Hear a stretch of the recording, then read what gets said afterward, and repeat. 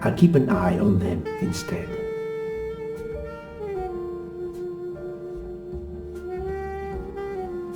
I'll observe her instead.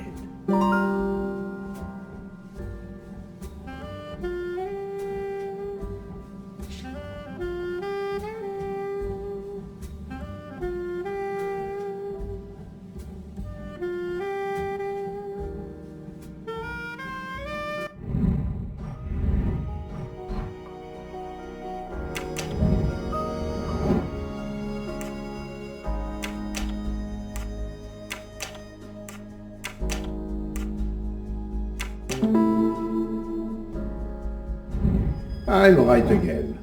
That happens to me a lot.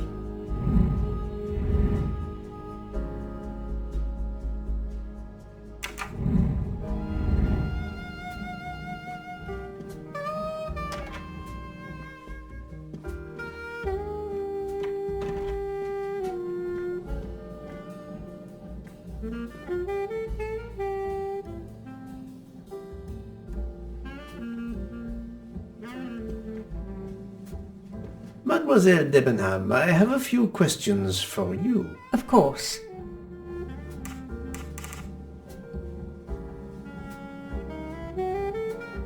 Let's start with your movements last night. There's little to tell. I went to bed and slept. Did you know the man who was killed? I saw him for the first time during lunch yesterday. Did you notice anything about him? Well, if I believed in auras, I might say he seemed dark.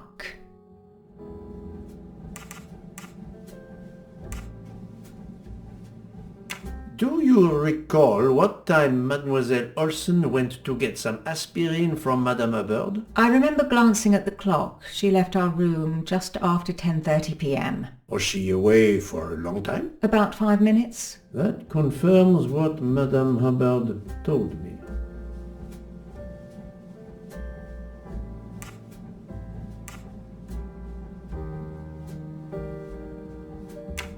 Do you own a scarlet nightgown? No, it isn't mine. Whose then? I don't know. What do you mean? You do not say, I have no such thing. You say, it isn't mine, meaning that you know who it belongs to, am I correct? Oh, I see. No. I woke up this morning about 5 a.m. with the feeling that the train had been standing still for a long time. I opened the door, and I saw someone in a scarlet kimono some way down the corridor. Her back was turned. It was impossible to see who it was. I understand.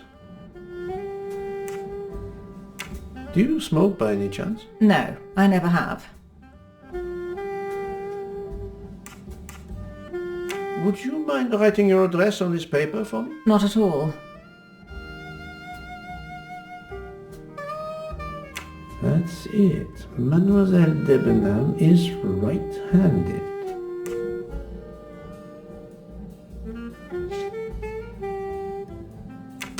Thank you for your assistance, mademoiselle.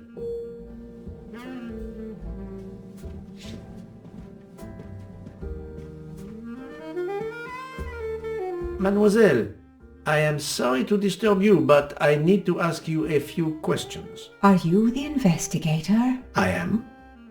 We are lucky you are on the train. What do you want to know? I hear, mademoiselle, that you were the last person to see the murdered man alive. I do not know. It may be so. I opened the door of his compartment by mistake. I was much ashamed. It was a most awkward mistake. You actually saw him? Yeah, he was reading a book. And what did you do after that, mademoiselle? I went in to the American lady, Mrs. Hubbard. I asked her for some aspirin, and she gave it to me. I usually carry extra aspirin for the refugees, but I gave mine to a camp in Turkey. They needed it more than me.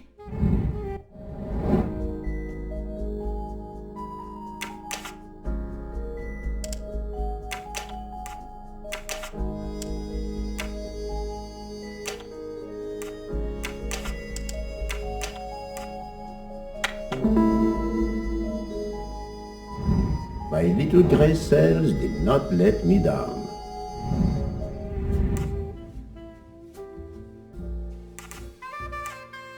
Did Mrs. Hubbard ask you whether the communicating door between her compartment and that of Monsieur Ratchet was bolted? Yes. And was it? Yes. And after that, what did you do? After that, I went back to my compartment, took the aspirin, and lay down. That was around 10:50 p.m. Is there anyone else in your compartment? Yeah, a young English lady. Very nice, very amiable. After the train left Vinkovsky, did she leave the compartment? No, I am sure she did not. Why are you so sure, if you were asleep? I sleep very lightly. I am used to waking at a sound. I am sure that if she had come down from the berth above, I should have awakened. Did you yourself leave the compartment after that? Not until this morning. Do you have a scarlet silk kimono, mademoiselle? No, indeed. I have a good comfortable dressing gown of Jaeger material. Do you smoke, mademoiselle? No, I can't stand the smell of tobacco. Perhaps you will be so amiable as to write me down your address. With pleasure.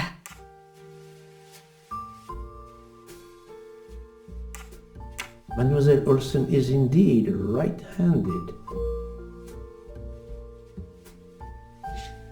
This was a very interesting conversation, mademoiselle. I thank you. If you have any other questions, I'll be in my compartment. Good luck, Mr. Poirot.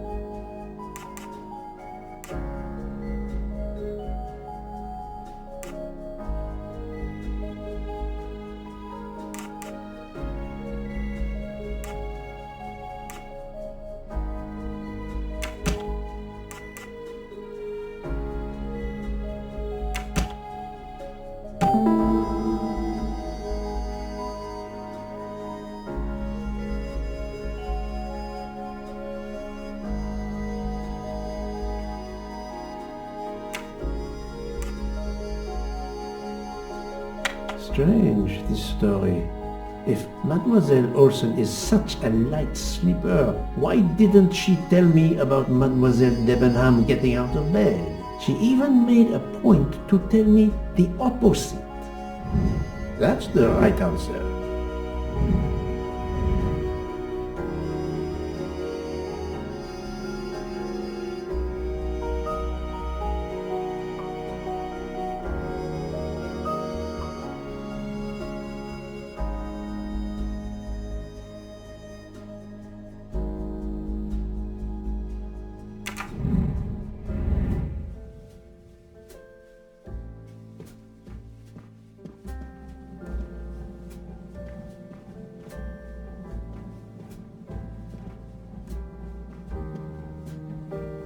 Mademoiselle Debenham, I have a few questions for you. Of course. Thank you for your assistance, mademoiselle.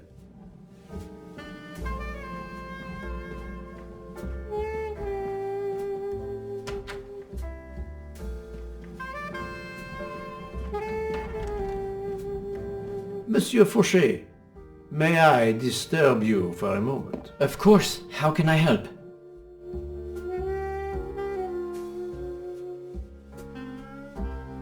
It is, of course, about the murder of Monsieur Ratchet. Can you tell me your movements last night? I understand. Yesterday evening I took a break at Vinkovsky station with Hotaru. We then went to our quarters in the staff accommodations, a section of the luggage car. Freya was there reading, and I went to bed right after. Freya is there now, I think, and Hotaru is in the kitchen. They can verify my story. What time was this? 11:30 p.m. or a bit after. The snow is beginning to fall heavily. I see. Thank you. Are you a smoker? I'm trying to quit, but yes. I'm now down to just one pack of cigarettes a week. If you're looking for a heavy smoker, you should talk to Hotaru.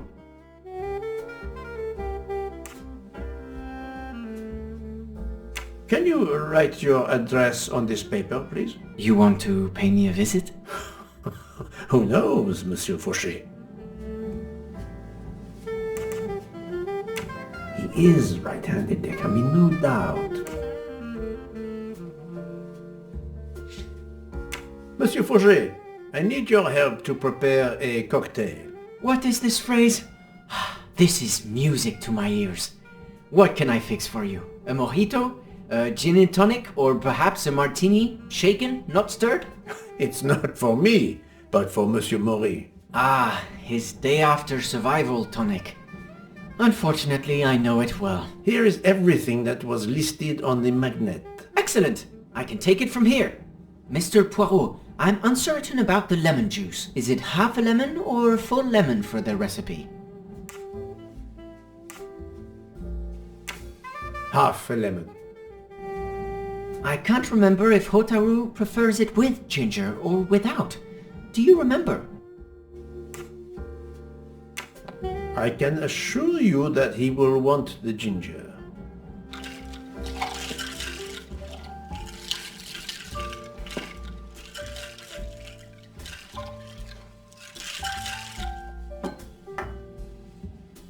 There you are, sir. Hotaru will be himself again. Excellent. Thank you very much.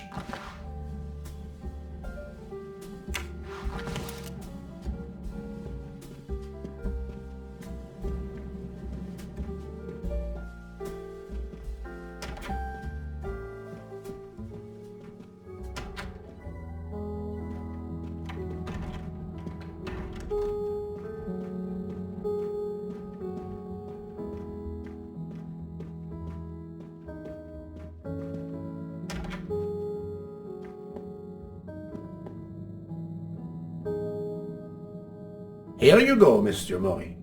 I hope this will help you. Thank you very much. Please give me a moment while this takes effect. It will be a while, I'm afraid. But I will not move from the kitchen. Since I have to wait, do you know where I can find Mademoiselle Nielsen? She is in the staff quarters in the luggage car. If the door is locked, John will have the key. Thank you. I will return. I hope you have a speedy recovery.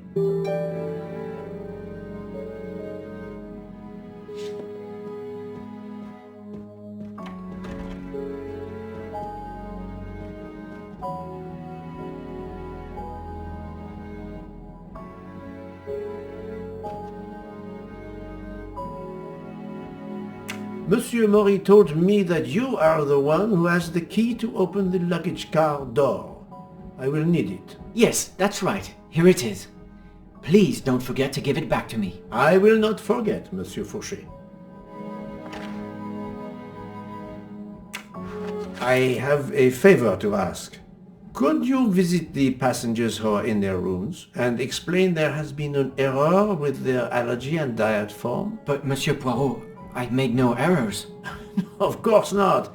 Call it a computer error. Yes, it is possible, but even if I can see this is part of your investigation, I do not understand it. I would ask that you observe which hand each passenger uses. Ah, you wish to know if they use the right or left hand when they write? That is my intention. I will take on this mission for you. Excellent.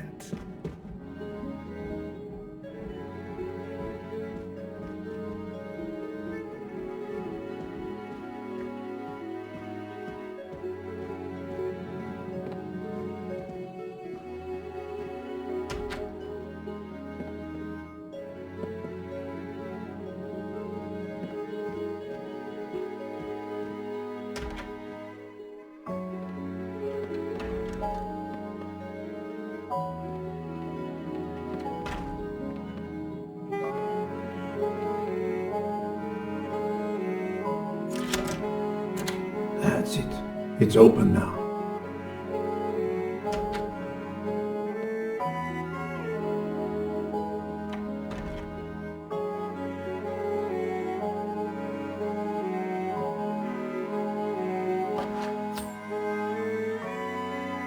You can never have too many of these.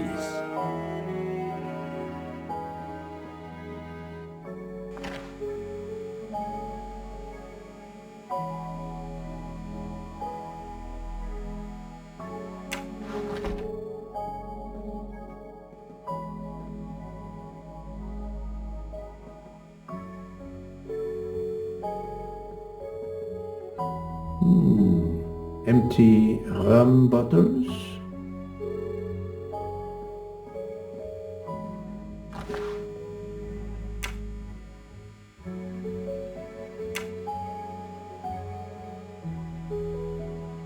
A deck of cards. I suspect they were reading diamonds and spades instead of books.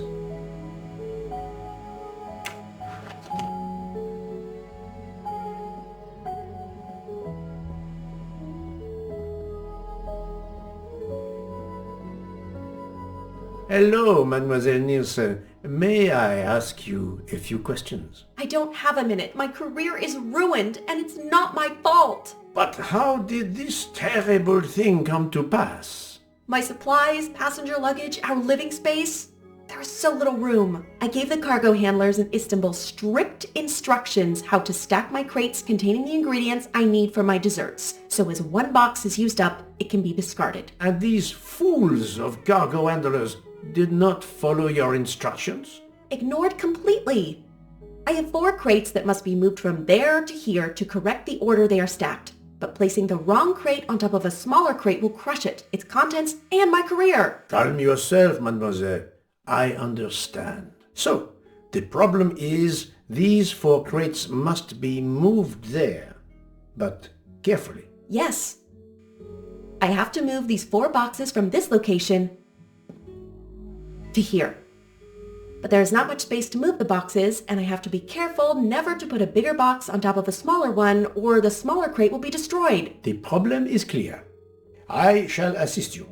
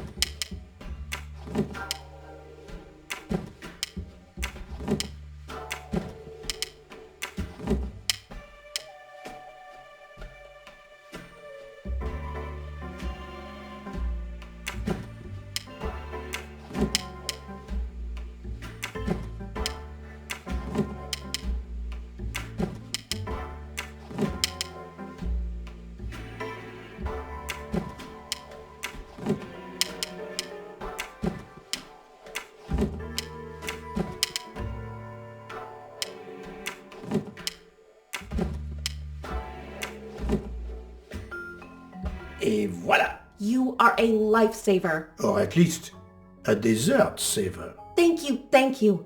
I will gladly answer your questions.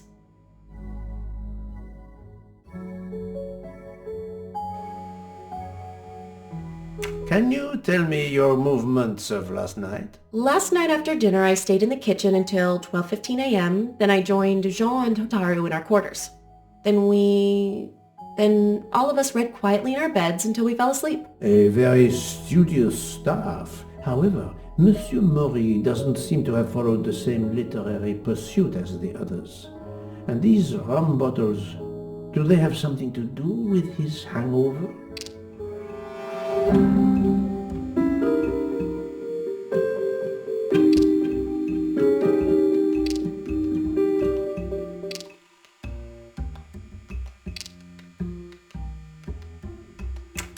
I rather think that you didn't just read last night. What makes you say that?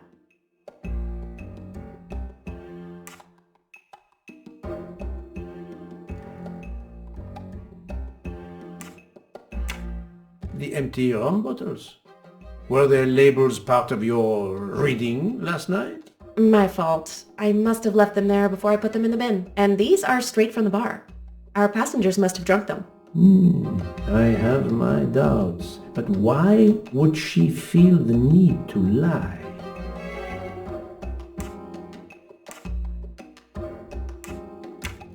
I spoke to Monsieur Mori. He seemed to be quite hungover. He even asked me to make him his day after tonic. He blurted out, "Freya always wins." Wins what? Looking around, it is clear you were gambling and drinking most of the night. You don't understand. It's late when we're off duty, but we need to unwind. And now there's been a murder? Yes, I admit it. We went overboard last night. But please don't tell Mr. Book. It's against regulations. We could all be fired. Mademoiselle, I realize your difficult jobs have been made more difficult. But as you say, there has been a murder. I must have the truth. Of course. I'm so sorry. It's not such a crime. I'll leave it there and check in with Monsieur Fauché. Do you smoke? No, I never have. Thank you. Would you mind writing your address on this paper? I'm asking everyone on the train for addresses, in case I need to contact them once they leave the train in Paris. I understand.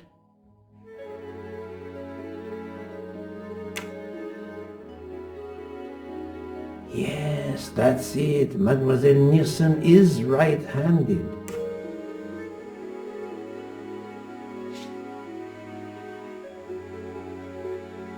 Thank you for your answers, Miss Nielsen. You're welcome.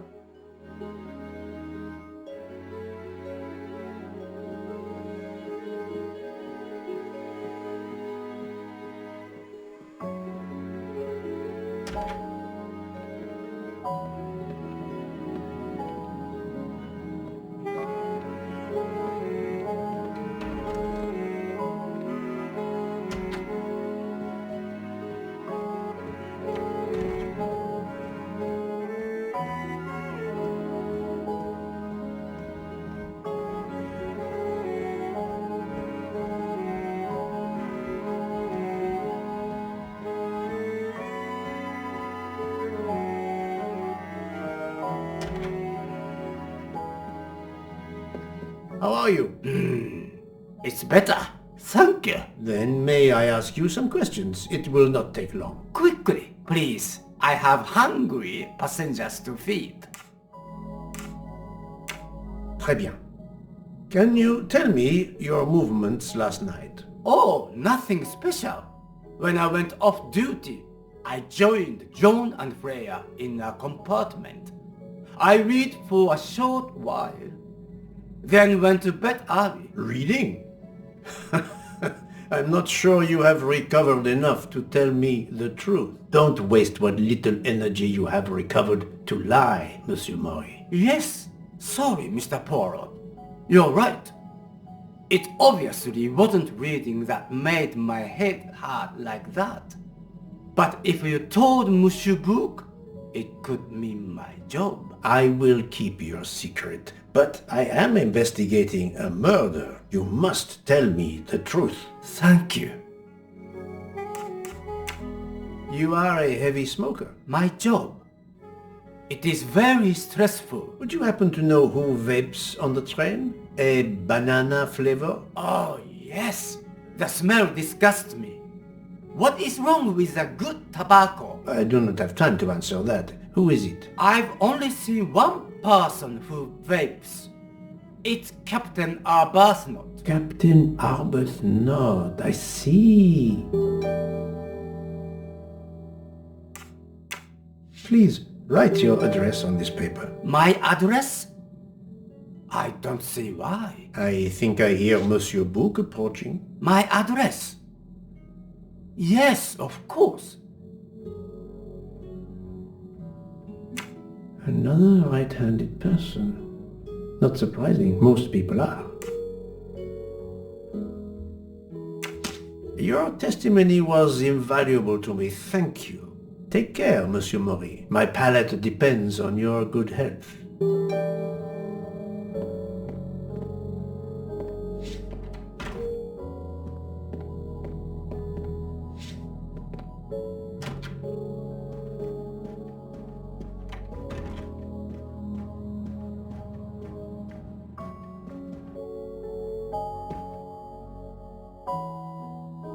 Here is your key.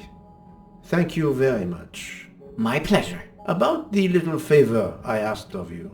Aha, but of course. I was able to get new allergy forms from guests who were in their compartments. Monsieur McQueen, Monsieur Masterman, Count and Countess Andreni, they are all right-handed. I also asked Princess Dragomirov, but she had her assistant, Madame Schmidt, sign for her. She is right-handed as well. You have exceeded my expectations. Well done. Thank you, Monsieur Fauché. I'll come back to you if I have more questions.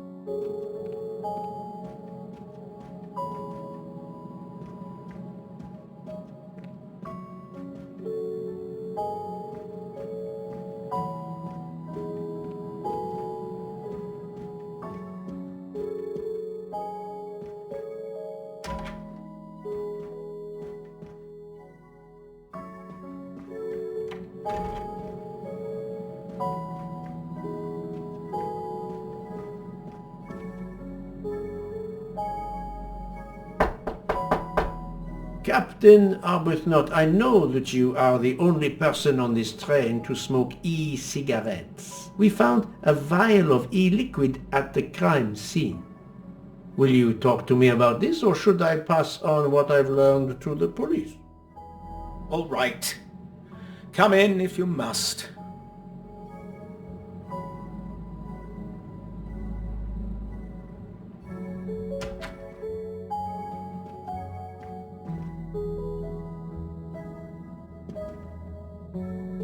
I have just a few questions for you. Very well. Let's hear them.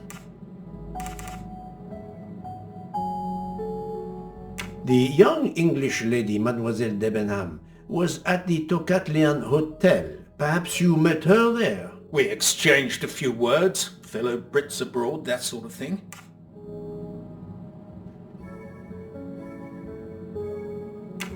What can you tell me about Mademoiselle Debenham? Nothing whatsoever. We barely spoke. The director of the Orient Express, Monsieur Bouc, thinks the assassin is a woman. And that is enough to accuse her. She had nothing to do with this murder. How can you be so certain? The idea is absurd. Ratchet was a perfect stranger to her. She'd never seen him before. Ah, did she tell you so? Well, yes, maybe she did. She may have commented once upon his somewhat unpleasant appearance. If a woman is concerned, as you seem to think, to my mind, without any evidence, I can assure you that Miss Debenham could not possibly be implicated. It is clear that the captain is defending Miss Debenham, a woman he supposedly doesn't know very well. What were you doing last night around 1:15? 1:15? I believe I was still talking to that young American fellow, Mr. McQueen, the secretary of the man who was killed. We were in his compartment. He was a friend or acquaintance of yours? No, I never saw him before this journey. We'd hit it off at dinner, and the conversation continued into the early hours. Until what time was that? Until 1:45 or so. Then I retired to my room and went to sleep. There is nothing you can recall last night that in any way struck you as suspicious? It's nothing.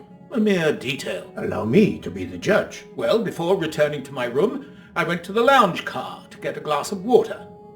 When I was passing through the first-class corridor, I noticed that the door, which is just after your room, 201, was not quite closed, and the person who was inside peered out in a furtive sort of way. Then he closed the door quickly. I know there's nothing in that, but it was the furtive way it was done that caught my attention. Struck me as a bit odd. I understand. Thank you for letting me know.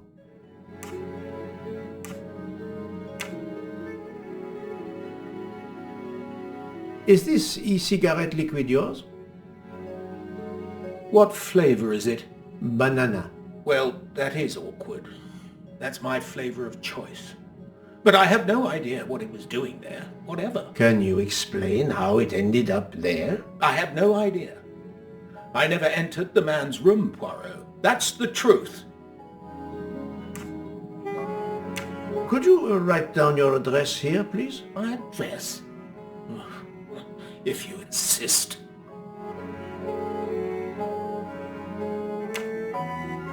This man is right-handed. Thank you, Captain. You're welcome.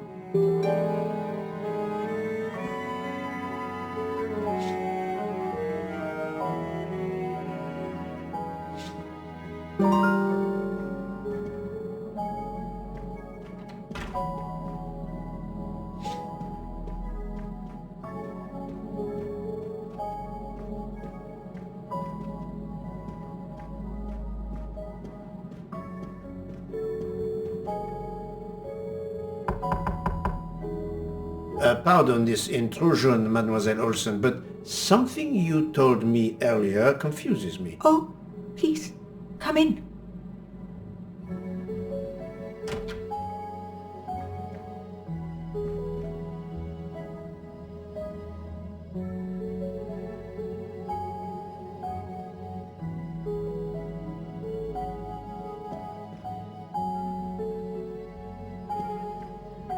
How can you be sure Mademoiselle Debenham was in bed all night?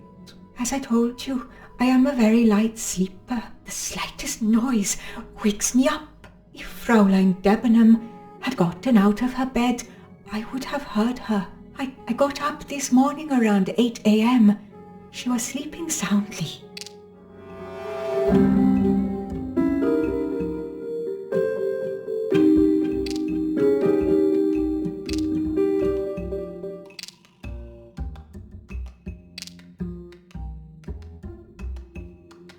Are you certain you would have heard her?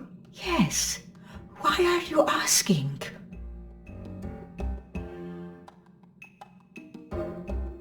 I spoke to Mademoiselle Debenham and she told me that she got up around 5 o'clock in the morning. She opened the door and looked down the corridor. It was then that she saw a woman in a red kimono. How do you explain that? I think I must have been sleeping very soundly not to have heard it. Oh, but does that make me a suspect? I am not accusing anyone, mademoiselle. Do not worry. I am just trying to determine what happened last night. Thank you for your testimony.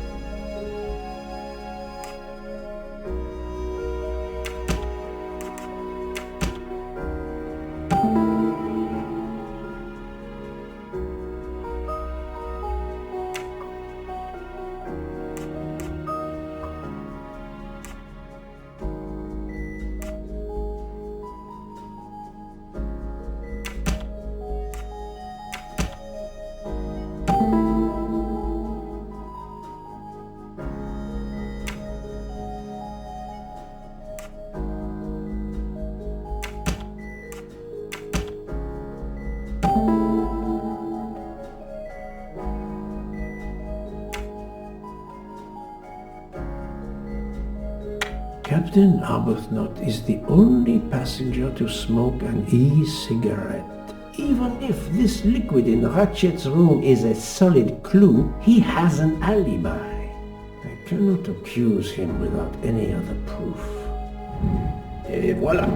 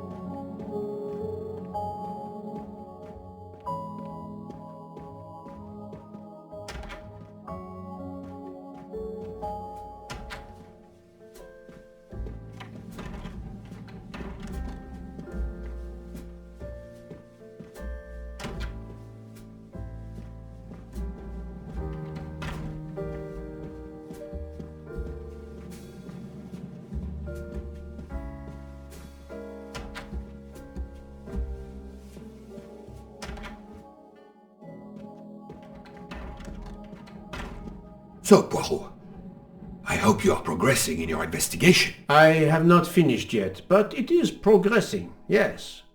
I still have many questions that must be answered. I'll report to you as soon as I can.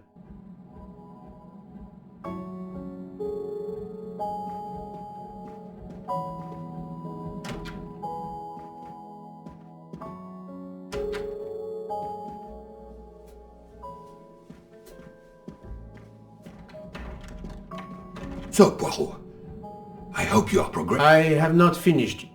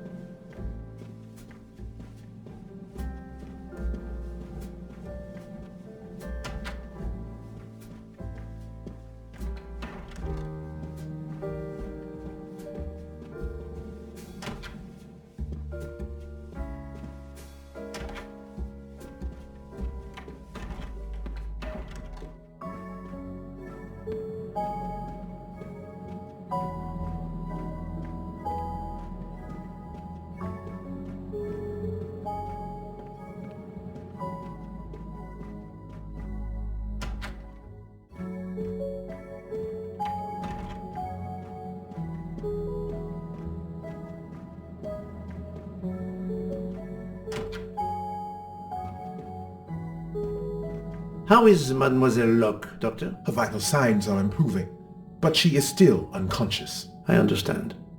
Thank you for looking after her.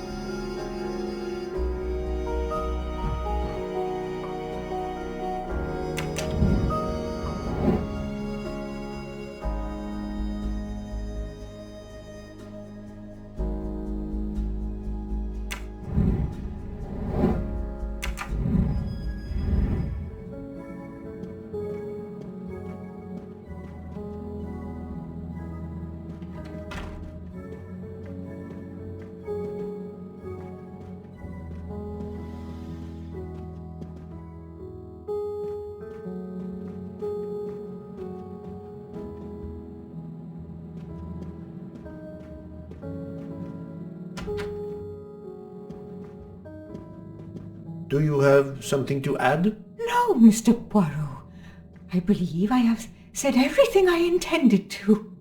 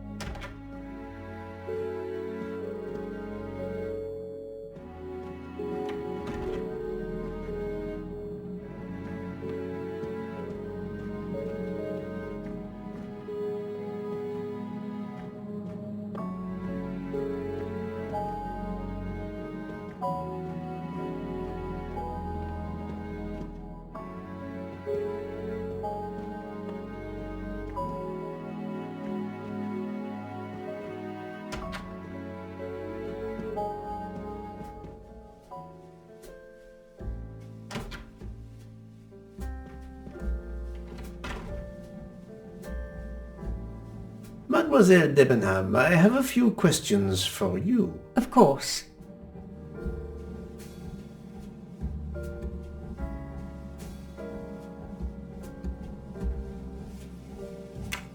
Thank you for your assistance, mademoiselle.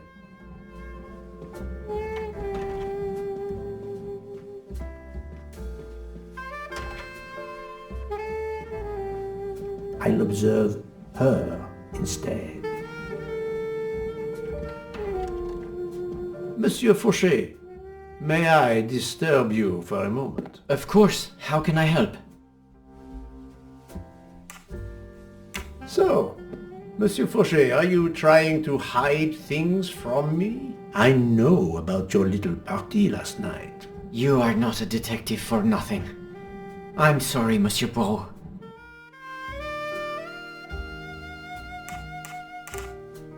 Thank you, Monsieur Fauchet. I'll come back to you if I have more questions.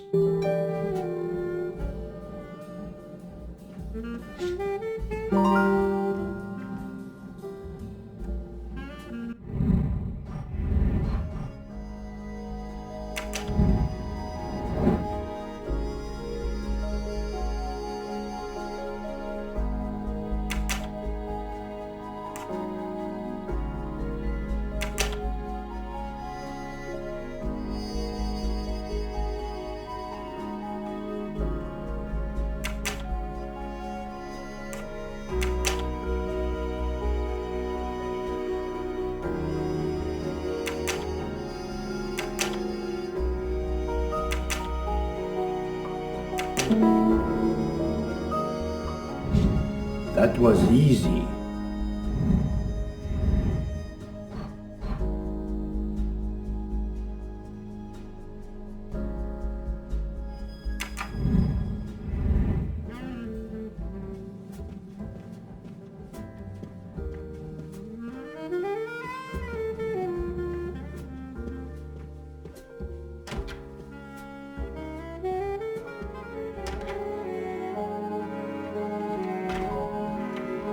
So, Poirot, I hope you are progressing in your investigation.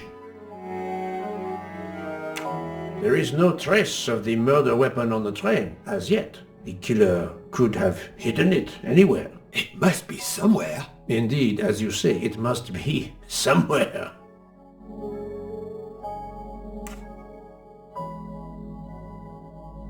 According to Dr. Constantine's report, the stab wounds were made by at least one right-handed and one left-handed person, and with different strength. For the moment, everyone I have checked is right-handed. It is impossible to draw any conclusions as yet. However, I still have a few people to interrogate, notably the Russian princess. You still have many avenues to explore? Indeed, the case is far from over, mon ami.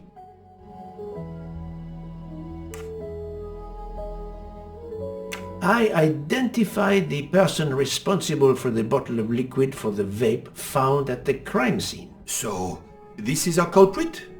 Do we hold him? No, unfortunately this bottle belongs to Captain Arbuthnot, but he has an alibi, confirmed by Monsieur McQueen for the time of the murder. Monsieur Bourque, Monsieur Poirot. Michel, calm down. But it's Mrs. Hobart. She says she found the murder weapon in her room. She's very upset. Let's go, Poirot.